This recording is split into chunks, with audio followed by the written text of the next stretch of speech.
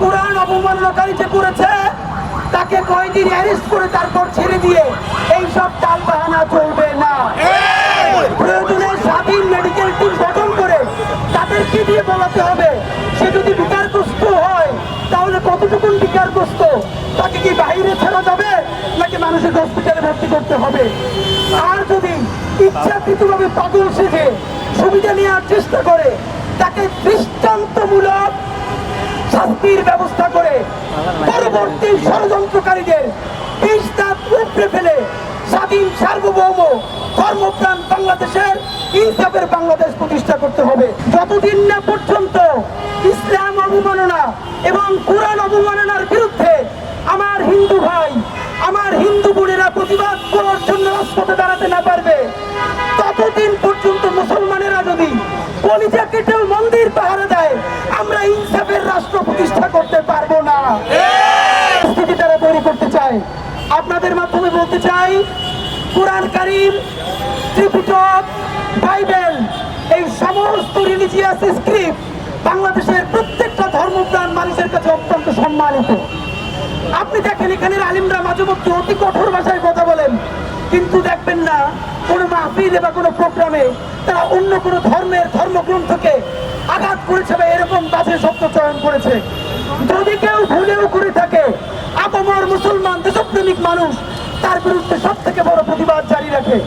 আমি আমার হিন্দু ভাই বোনদেরকে আজকে একটা বিনীত অনুরোধ করতে চাই, বাংলাদেশে কোনো মন্দিরে অথবা যত জায়গায় হামলা করার চেষ্টা করা হয়েছে, বাংলাদেশের মুসলমানরা দিনে রাতে মন্দির পাহারা দিয়ে নিরাপত্তা নিশ্চিত করেছে।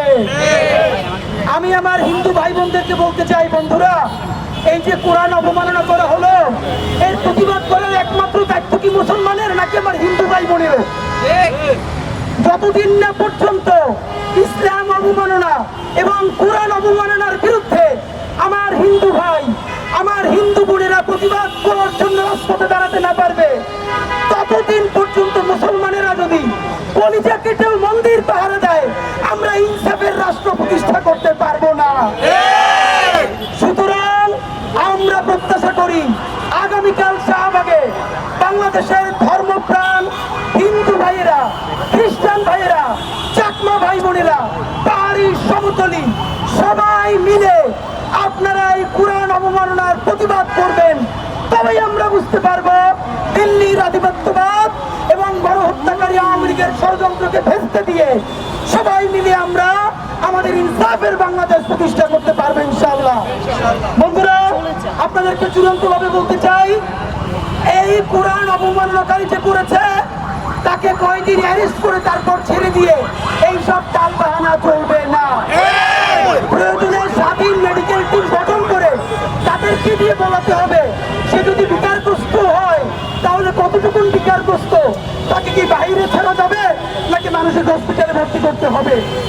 আর যদি ইচ্ছাকৃতভাবে পাগল সেজে সুবিধা নেওয়ার চেষ্টা করে তাকে দৃষ্টান্তমূলক শাস্তির ব্যবস্থা করে পরবর্তী ষড়যন্ত্রকারীদের বিষ দাঁত উপড়ে ফেলে স্বাধীন সার্বভৌম ধর্মপ্রাণ বাংলাদেশের ইনসাফের বাংলাদেশ প্রতিষ্ঠা করতে হবে।